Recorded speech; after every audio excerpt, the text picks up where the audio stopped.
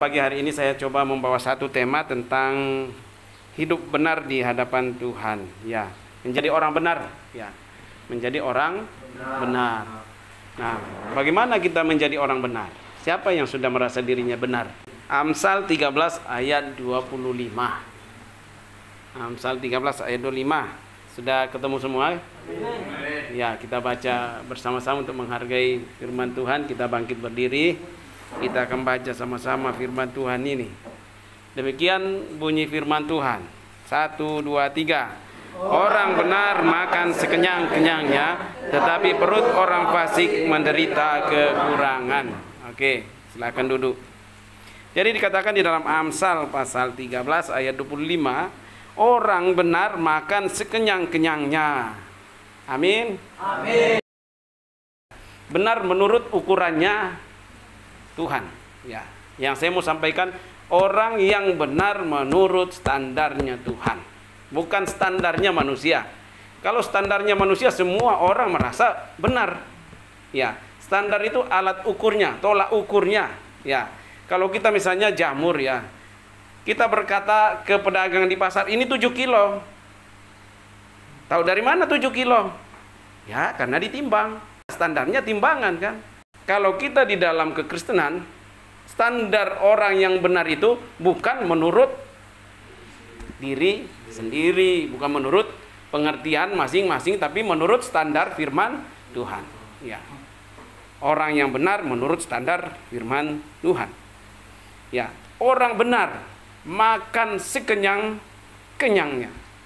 Sekenyang-kenyangnya itu artinya hidup penuh dengan kepuasan. Ya. Hidupnya penuh dengan kepuasan. Ya, hidupnya diwarnai dengan warna-warna kehidupan. Atau hidupnya dipenuhi dengan apa?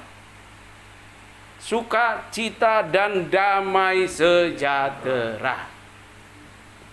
Siapa yang hidup mau sukacita? Loh, semua. Siapa yang mau hidup sejahtera? Itu satu paket. Damai sejahtera. Jadi orang yang benar pasti dia akan makan sekenyang-kenyangnya. Kalau kita makan tapi diburu-buru, makan di tengah peperangan, nah, baru ngambil nasi, bom meledak di samping, ya, baru ngunyah, hei siapa suruh makan? Gak ada damai, ya. Orang benar makan sekenyang-kenyangnya, bukan sekenyang-kenyangnya sampai tagihan 90.000. Bukan itu. Ya. Ya. Salah juga kalau standar hidup kita, gaji kita 10.000, makan kita 90.000. Lah, itu nggak masuk akal itu. Ya.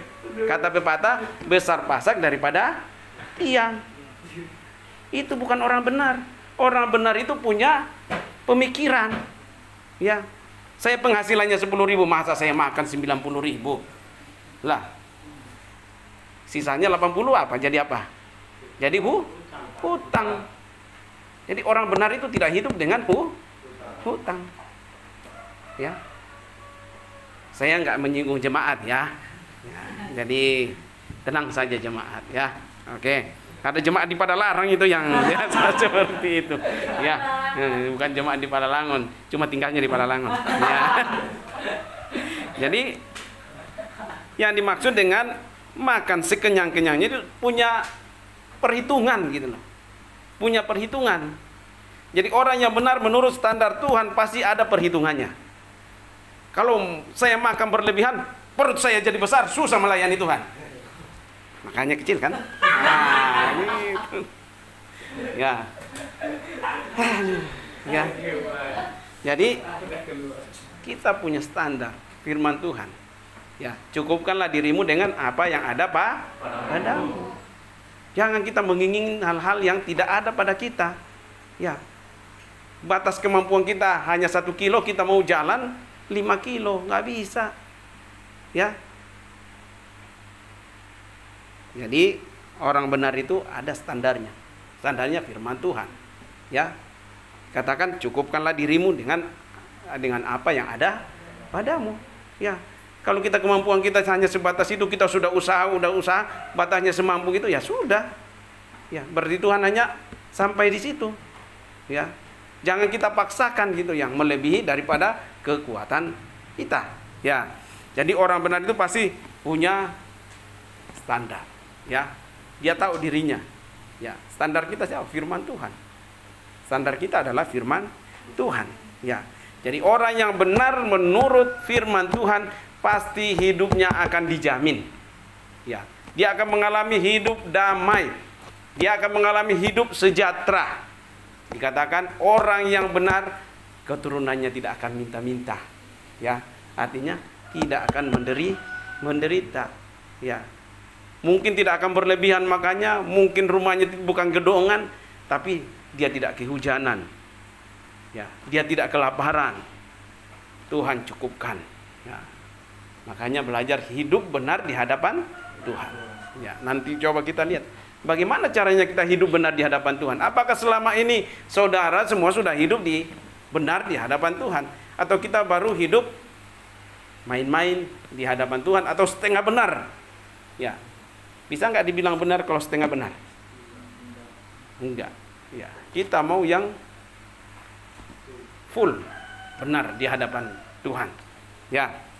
Sebaliknya, perut orang fasik menderita kekurangan. Orang fasik tahu tentang kebenaran tapi tidak dilakukan.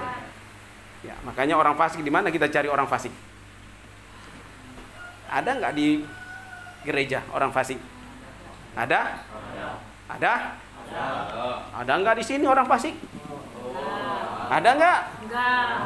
Kadang ada, kadang ada. Ya, tergantung situasi. Masa kebenaran tergantung situasi. Kebenaran tetap kebenaran, tidak bisa diatur oleh situasi. Kebenaran tetap kebenaran. Kebenaran di dalam Tuhan tetap kebenaran, nggak bisa diatur oleh situasi. Ya. Jadi orang fasik. Mau jadi orang fasik? Ya. Kalau saya sih jauhkan itu daripada saya. Ya. Kita udah tahu tentang kebenaran, tapi kita tidak melakukannya. Itu kita adalah orang fasik. Jadi ketika kamu semakin membaca firman Tuhan, kamu akan semakin tahu tentang kebenaran. Jadi semakin banyak kamu tahu, semakin membatasi dirimu. Saya ulang ya.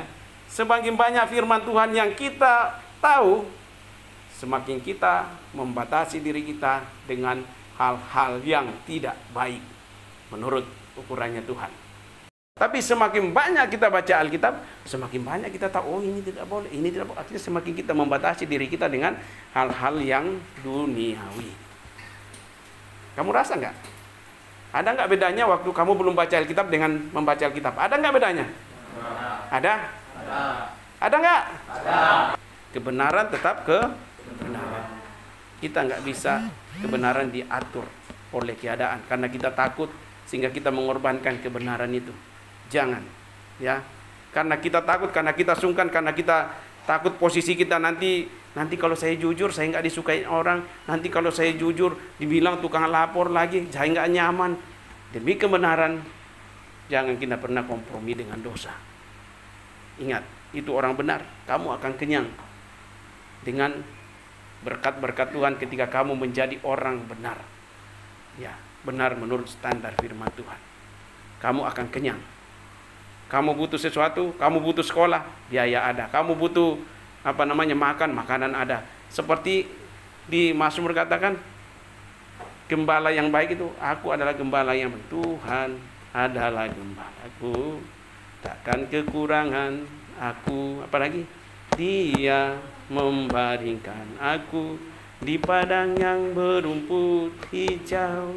Kalau kita tidur di padang berumput hijau, buka mata sudah ada makanan, enak nggak? Buka mata, buka rice cooker, nggak ada. Buka tempat beras, nggak ada. Memandang sawah, belum keluar bulirnya. Mau jalan, kosong. Aduh, Repot kan? Tapi kalau kita bangun, buka, penuh. Buka kulkas, langsung jatuh-jatuh ke bawah. Karena saking penuhnya kulkas. Ya kan? Itu gambaran orang yang hidup benar di hadapan Tuhan. Ya mungkin kamu gak akan berkelimpahan yang saya katakan tadi, tapi kamu tidak akan pernah meminta-minta, kamu tidak akan pernah berkekurangan, kamu tidak akan pernah meminjam, bahkan kamu yang akan meminjamkan kepada orang lain. Standar hidup benar. Ya, jangan kita kompromi. Ya. Jangan kita kompromi, ya. Ketika ada masalah, hilang semua itu firman. Ya. Banyak saya temui orang seperti itu. Ya. Pelayan Tuhan. Mungkin dia di gereja itu kan. Tapi beda. Di atas mimbar gampang kita sampaikan. Tapi ketika turun mimbar, belum tentu sama. Nah, itu yang perjuangan yang harus kita perjuangkan. Tidak mudah. Ya, kita masih di dunia. Hai suami-suami, kasihilah istrimu. Sampai di rumah, istri sudah pasang.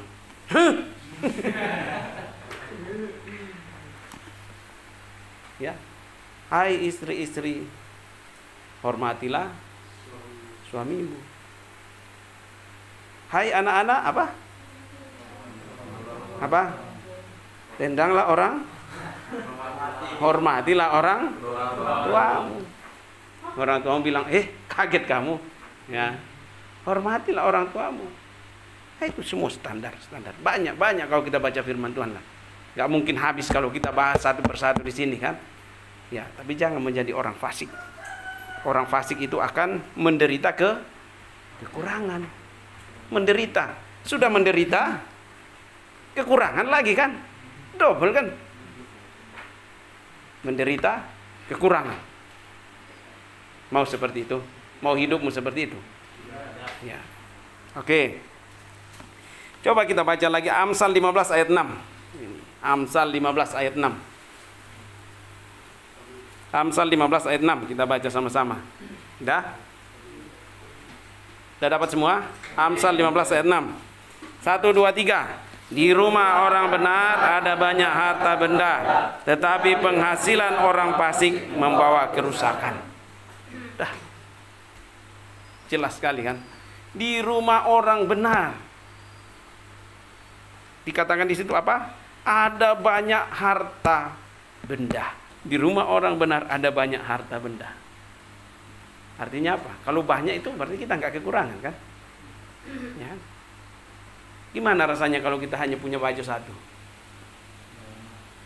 Senin sampai Minggu itu saja terus dipakai. Nggak pernah dicuci. Ya, akhirnya lama-lama jago main gitar semua. Ya kan? Karena nggak pernah dicuci. Ya kan? Di rumah orang benar ada banyak harta benda. Ya, kamu tidak akan berkekurangan. Ya. Tapi sebaliknya, penghasilan, ya, jerih lelah. Udah bekerja dengan capek, dengan bersusah payah, dengan jerih lelah, tapi membawa kerusakan. Kamu udah capek-capek kerja di Padalarang. Kamu pulang sini beli pulsa untuk main game sampai matamu rusak, sampai pikiranmu rusak, jadi sia-sia. Ya, tapi dikatakan di rumah orang benar ada banyak harta benda. Kalau banyak harta benda bisa kita jadi berkat nggak bagi banyak orang? Bisa, ya, bisa. Tapi kalau nggak ada harta di rumahmu, jangan kamu ngasih orang. Untuk diri sendiri saja tidak ada. Ya. Gampang sekali kan? Hanya hidup jadi orang benar menurut standarnya Tuhan. Kamu akan hidup diberkati Tuhan. Hidupmu akan banyak harta benda di rumahmu. Artinya kamu tidak berkekurangan. Kamu bisa berbagi dengan orang lain. Kamu bisa menjadi berkat bagi banyak orang. Ya. Tapi kalau kita hidup menjadi orang fasik, hanya kerusakan-kerusakan yang akan ada dalam hidup kita. Ya, pikirannya rusak, masa depannya rusak, tubuhnya rusak, jiwanya rusak, rohnya rusak, semua rusak. Karena dia tidak pernah menjadi pelaku-pelaku firman. Mungkin dia baca firman Tuhan, tapi hanya sekedar baca. Dia tidak melakukan. Tahu kebenaran, tapi selalu melanggar apa yang Tuhan katakan. Akhirnya bukan jadi berkat, tapi menjadi perusak. Ya.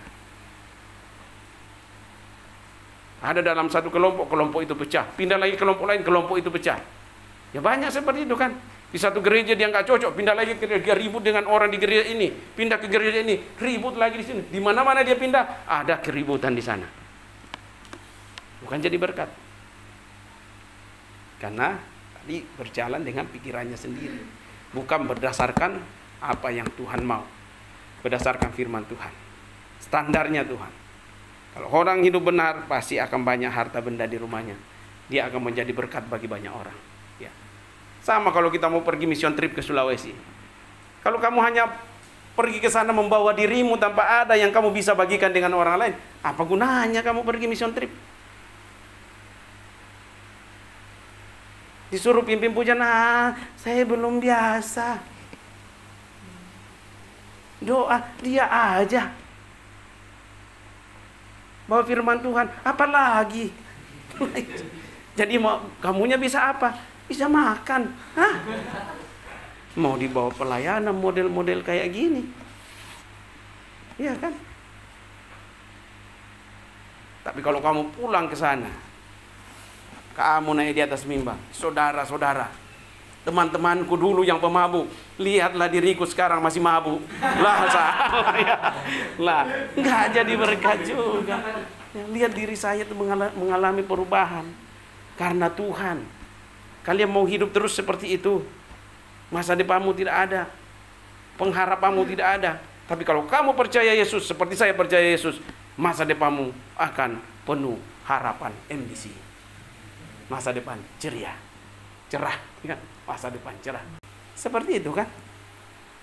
Jadi kita mau pulang mission trip, isi dulu dirimu sekarang. Apa yang kamu bisa bagikan di sana? Kalau nggak ada isinya, kamu pulang bisa ngajarin gitar, kamu pulang bisa ngajarin komputer, kamu pulang bisa ngajarin cara membuat keripik, kamu pulang ngajarin cara membuat jamur. Banyak hal. Ya, perlengkapi dirimu dulu, supaya kamu bisa jadi berkat bagi banyak orang. Hidup benar. Ya. Pasti ada talenta yang Tuhan kasih. Ya, pasti ada Tuhan kasih untuk jadi berkat. Oke. Masih semangat dengar firman Tuhan? Masih ya. Oh, masih lapar. Oh, oke, saya senang kalau masih lapar. Lapar. Ya, lapar firman ya. Amsal 20 ayat 7 kita baca bersama-sama. 1 2 3. Orang benar yang bersih kelakuannya, berbahagialah keturunannya. Oke, kembali ke sini. Orang benar yang bersih kelakuannya. Orang benar yang bersih kelakuannya. Ini benar menurut firman Tuhan kan? Berarti dia tidak melanggar apa yang firman Tuhan katakan. Berbahagialah keturunannya. Ya. Kamu mau bahagia keturunanmu? Hah? Mau gak bahagia keturunannya? Kalau kamu berkeluarga nanti anakmu menderita, cucumu menderita, mau gak? Tidak. Iya. Tapi tentu semua orang mau melihat keturunannya berbahagia. Ya. Kalau bapaknya naik sepeda, minimal anaknya naik motor, minimal cucunya naik mobil, cicitnya naik pesawat. Nah itu. Kamu lihat keturunanmu itu berbahagia. Ya. Kalau bapaknya naik mobil, anaknya naik sepeda, cucunya jalan kaki, itu nggak ada kemajuan. Itu kemunduran namanya. Ya kan, kemunduran namanya. Ya. Tapi kalau kamu hidup benar, ingat, hidup benar kamu akan melihat keturunanmu akan berbahagia. Kalau berbahagia, orang yang sejahtera kan. Berbahagia sehat jasmani dan rohani, dijamin. Ya. Tapi kamu harus menjadi orang benar dulu. Ya. Jadi orang benar itu pertama jadi apa? Orang benar itu akan kenyang kan?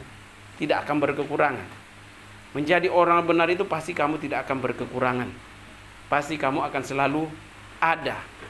Apa yang kamu butuhkan selalu Tuhan cukupkan. Bukan apa yang kamu inginkan. Beda loh. Apa yang kita inginkan dengan apa yang kita butuhkan. Ya. Kosannya. Oke, kita lanjutkan. Dua ayat lagi ya. Coba kita lihat di dalam Amsal 15 ayat 6. Oh, sudah tadi ya. Terakhir, Amsal 21 ayat 21.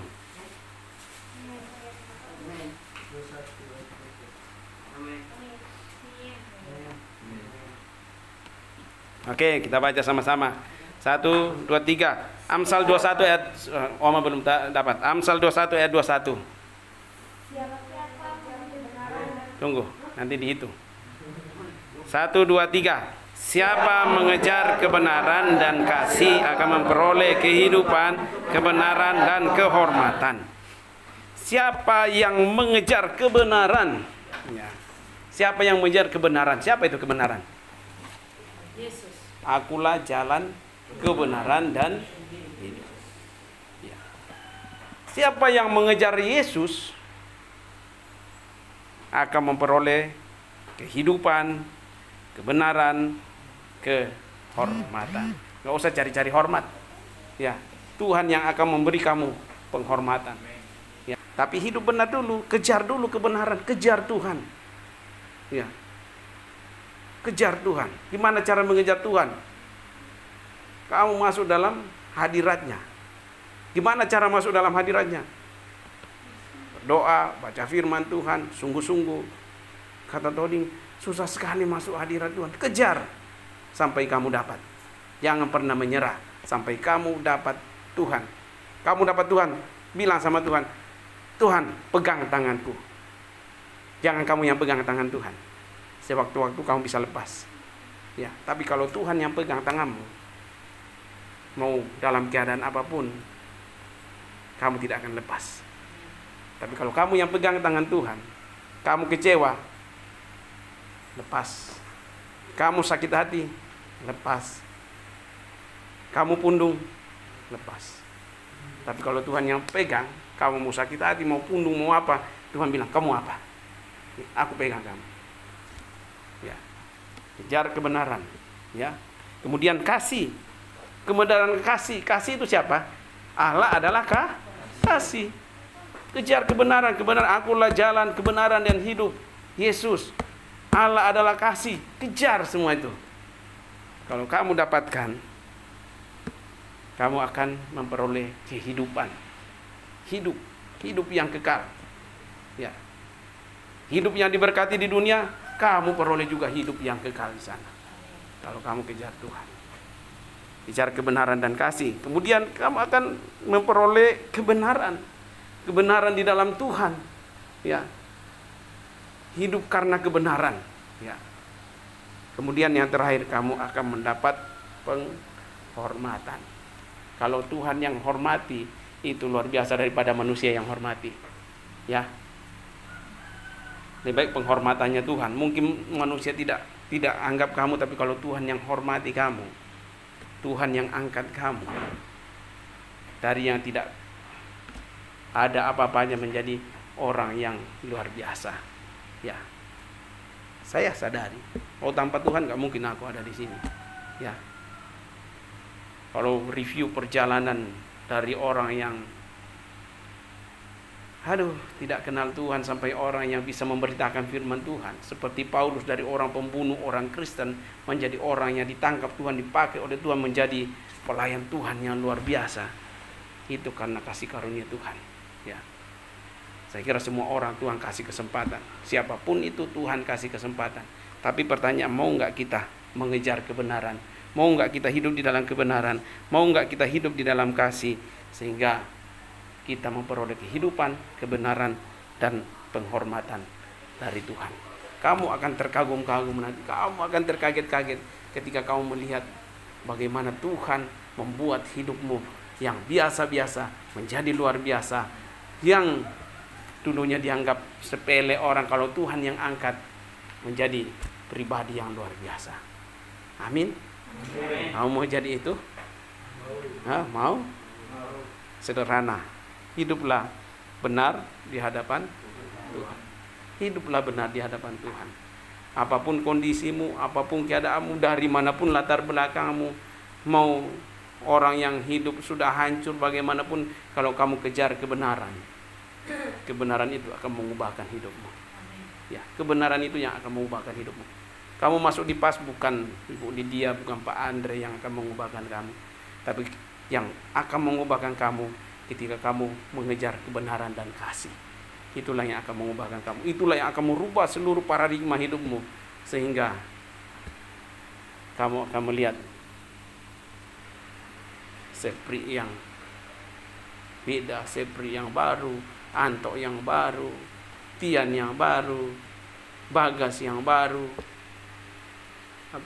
Michael yang baru, Tony yang baru, Rohit yang baru, Valen yang masih lama, Valen yang baru, ya, Yoel yang baru, ya. Kalau Emi dulu Emi yang lama itu ngomongnya najis, ya. Emi yang baru, udah Valen aku terima kamu apa adanya, bukan gitu ya. Ya. Jadi Emi yang baru itu Emi yang lemah lembut, ya. Emi yang lemah lembut. Ya kalau ketemu Ken, ya dek, gini caranya dek, ya benar ya Ken ya, kamu diajarin, ya bukan lagi Ken, bukan gitu ya. Tapi Emi yang sudah lahir baru, punya paradigma yang baru, punya hebat nanti, kamu jadi hebat semua nanti.